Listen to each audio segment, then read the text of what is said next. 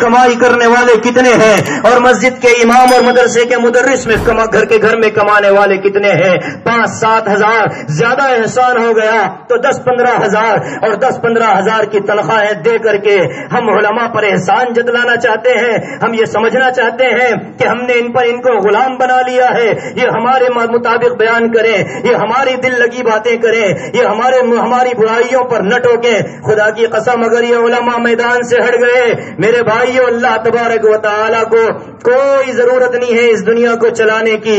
جب تک دین ہے دنیا قائم ہے, اور جب تک دین ہے اسی وقت تک دین ہے جب تک علماء زندہ ہے. جب علماء میدان سے ہٹیں گے دیندار لوگ ختم ہو جائیں گے, مدارس بند ہو جائیں گے, مساجد میں نمازیں پڑھنے والے نہیں ملیں گے. اسی ملک میں 150 سال پہلے چلے جائیں, یو پی اور مظفر نگر کے علاقوں میں چلے جائیں, 12-12 کلومیٹر تک گاؤں خالی پڑے رہتے تھے. ایک مسلمان مرتا تو اس کی جنازے کی نماز پڑھانے والا بھی نہیں ملتا تھا.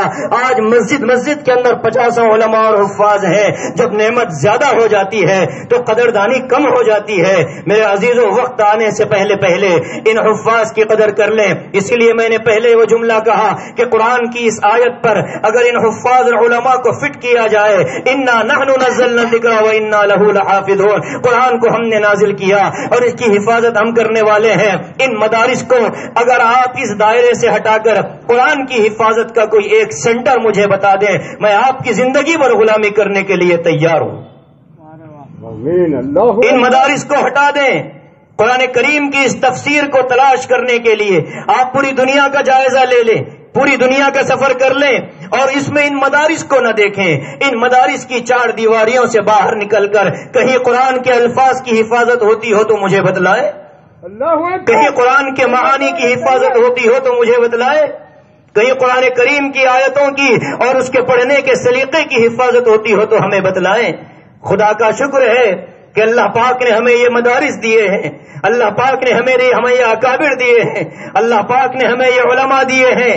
کسی عالم کی ذاتی زندگی میں جھانکنا میرے عزیزوں کسی عوام کی ذمہ داری نہیں ہے. خدا کی قسم عوام کی ذمہ داری نہیں ہے کہ علماء کی ذاتی زندگیوں میں جھانکیں. اگر ہم بھی تمہاری ذاتی زندگیوں میں جھانکنا شروع کر دیں, خدا کی قسم شہر کا کوئی عالم کسی عوام کی جنازے کی نماز تک نہیں پڑھائے گا. اس لیے میرے عزیزوں حالات کو سمجھیں, علماء سے علم کے حد تک واسطہ رکھیں, رابطہ رکھیں. ان پر اٹھنے والے الزامات کا جواب آپ کو دینا ہے.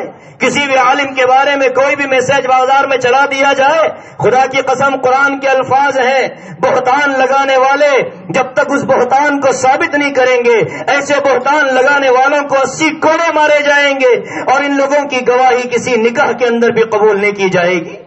آواز لگا دی, زبان ہے اٹھائی اور تالوں کو لگا دیا, میسج مل گیا آج بازار میں ڈال دیا. ارے جب تک آنکھوں سے نہیں دیکھتے, 4 گواہوں کے ساتھ جا کر جب تک قاضی کے سامنے اقرار نہیں کرتے, کسی انسان اور مسلمان کے بارے میں بات کہنا جائز نہیں ہے. میرے عزیزوں حالات کتنے برے آ چکے ہیں, امت کو علماء سے کاٹنے کی مستقل محنتیں ہو رہی ہیں. اور ایسے وقت میں جو امت علماء سے جڑی ہوئی ہے, ارے آپ کو کسی کی ذاتی زندگی سے کیا واسطہ ہے؟ آپ کا عالم ہے, شہر کا عالم ہے, مسجد کا عالم ہے, محلے کا عالم ہے, آپ کو مسائل بتاتا ہے کہ نہیں بتاتا؟ آپ کو وقت پر نماز پڑھاتا ہے کہ نہیں پڑھاتا؟ آپ کے جنازوں کی نماز پڑھاتا ہے کہ نہیں پڑھاتا؟ بیمار ہو تو پانی پر دم کر کے دیتا ہے کہ نہیں دیتا؟ اور اسی طریقے سے آپ اگر مر جائے تو جنازے کی نماز پڑھاتا ہے, قبرستان آتا ہے, دوسرے دن ایصال ثواب کے لیے مسجد میں دعائیں کراتا ہے, اور ہر جلسے اور ہر مجلس میں ہر جمعہ میں محلے کے مرحومین کی دعائیں کراتا ہے, شہر کے مرحومین کے لیے دعائیں کراتا ہے. اور ہم کیا کرتے ہیں اس کی ذاتی زندگی میں گھس کر کے, ارے انسان ہے فرشتہ تو نہیں ہے, آمین, انسان ہے فرشتے کون ہیں؟ آمین. جنید بغدادی رحمت اللہ علیہ بھی اگر یہ دعویٰ کر دیں کہ جی میری ذات سے گناہ نہیں ہوتا تو یہ دعویٰ قابل قبول نہیں ہے. لیکن خزما صفا داما قدیر, جو چیزیں اچھائی ہیں ان کو قبول کر لینا چاہیے, جو چیزیں آپ کو کھٹکتی ہیں ان میں آپ جواب دے نہیں اللہ کے پاس. ہر انسان اپنے عمل کا جواب دے ہے. ان مدارس کی بھی قدر کر لیں, ان حفاظ کی بھی قدر کر لیں. وقت بہت برا آ رہا ہے, نکل کر مدارس میں دیکھیں طلباء کی تعداد کتنی گھٹ چکی ہے. میں غالباً گزشتہ بھی کہا, دوبارہ عرض کر کے بات ختم کر دیتا ہوں. مدارس میں طلباء کی تعداد کہاں چلی گئی؟ بڑے بڑے مدارس میں طلبہ گھٹتے جا رہے ہیں. اکابر کے راتوں کی نیندیں اڑ گئی ہیں. وہ اس لیے نہیں کہ مدارس میں طلبہ کم ہیں، نیندیں اس لیے اڑ رہی ہیں کہ آئندہ نسلوں کو دین بتائے گا کون، آئندہ نسلوں کو قرآن پڑھائے گا کون. ہم چلے جائیں گے، ہمارے ساتھ یہ علماء چلے جائیں گے، لیکن اگر یہ مدارس خالی ہیں تو پھر آئندہ نسلوں کو دین بتانے والے اور علماء کہاں سے پیدا ہوں گے؟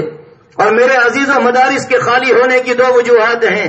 ایک تو ہمارا تعلق ختم ہو چکا قرآن سے، ہمارا عشق ختم ہو چکا قرآن سے، اور دوسری وجہ یہ ہے کہ ہم نے مدارس میں پڑھ کر آنے والے علماء اور حفاظ کو جب وہ مسجد میں امامت کرتا ہے تو اس کو ہم نے تنخواہیں کتنی دے رکھی ہیں.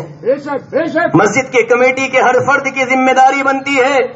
آپ کسی مسجد کی کمیٹی کے فرد ہیں، خدا کی قسم قیامت کے دن جواب دینا پڑے گا اللہ کے دربار میں. اگر آپ 50,000 کماتے ہیں اور 40,000 کماتے ہیں اور آپ کی مسجد کے امام کو آپ 10,000 دے رہے ہیں، رب کعبہ کی قسم آپ کو قیامت کے دن جواب دینا پڑے گا. کبھی تو تصور کرے اس بیچارے کے دل پر کیا گزرتی ہے. اس کی بیوی اور بچے اور کرائے کا مکان، بیوی بیمار، بچے بیمار، نماز پڑھانے کے لیے مسجد میں آ گیا. مہینے کی 29 تاریخ اور 30 تاریخ آ گئی اور ایسے وقت میں وہ نماز پڑھانے کے لیے مصلی پر کھڑا ہے، جیب میں 1 روپیہ نہیں ہے، اور نماز کے بعد اسے بیوی کو دواخانے میں بتانا ہے اور پیسہ جیب میں نہیں، تو وہ نماز کیسے آپ کی پڑھائے گا؟ ارے اس کو امام کی حیثیت سے نہ دیکھو، اس کو اس حیثیت سے دیکھو کہ وہ آپ کی اللہ سے ملاقات کرانے کا ذریعہ بن رہا ہے. وہ نماز نہیں پڑھا رہا، وہ مومنوں کو معراج کروا رہا ہے. نماز مومن کی معراج ہے اور اس معراج کا ذریعہ مسجد کا امام ہوتا ہے، کوئی اور نہیں ہوتا. میرے عزیزوں، یہ دوسرا سبب ہے کہ ہم نے اماموں کو اس قدر گھٹیا تنخواہیں دے رکھی ہیں. 5, 10, 15 ہزار کوئی تنخواہ ہے میرے بھائی؟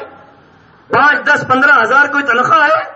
اور ان تنخواہوں پر کیا روب ان پر جھاڑا جاتا ہے کہ جی صدر صاحب کے مزاج کے خلاف بات نہیں کرنا. یہ علماء کی خدمت کے لیے ہم کو پیدا کیا گیا. یہ تو ان بیچاروں کا ظرف ہے. میں بہت دل کی کشادگی کے ساتھ ان علماء کی عظمت کو سلام کرتا ہوں. آمین. یہ ان کا ظرف ہے کہ جو ہر ایک کی سنتے ہیں اور استقامت کے ساتھ دین کی خدمت پر لگے ہیں. ان کو کوئی ضرورت نہیں تھی مسلح پکڑنے کی، ان کو تو آخرت کی فکر تھی اور ان کو اپنے امت کے آئندہ ایمان اور آئندہ نسلوں کی فکر تھی. اس لیے آپ کے کڑوے کسیلے جملے سن کر بھی یہ مسلوں پر پڑے رہتے ہیں. ابھی رمضان ہوگا، آپ دیکھیں، آپ ہر چیز کھا پاتے ہیں، لیکن بیچارہ امام جو تراویح پڑھانے والا ہے وہ ان تمام چیزوں سے بچا رہتا ہے. کبھی آپ نے محسوس کیا؟ آپ نے کبھی محسوس کیا امام صاحب ٹھنڈا پانی نہیں پی سکتے رمضان میں؟ کیوں؟ آواز خراب ہو جائے گی، آواز خراب ہوگی تو اللہ کا کلام نہیں پڑھا پائیں گے. ارے ان کے لیے حضرت مفتی شفیع صاحب نور اللہ مرقدہ نے بڑا پیارا جملہ لکھا. فرمایا کہ سب سے زیادہ ملامتی جملہ، ملامتی فرقہ اگر کوئی ہے تو وہ مولوی ہے. لوگ سب سے زیادہ ملامت کرتے ہیں تو مولویوں کی کرتے ہیں. تو میرے عزیزو، یہ جلسہ استقبال رمضان اور عظمت قرآن کا ہے. تو قرآن کی عظمت کا تقاضا یہ ہے کہ قرآن کریم کے الفاظ و معانی سے بھی محبت ہو اور حاملین قرآن سے بھی ہم کو محبت ہو. جن کے پاس قرآن ہے ان سے محبت ہو، اور محبت قرآن کی بنیاد پر، محبت قرآن کی بنیاد پر ہو.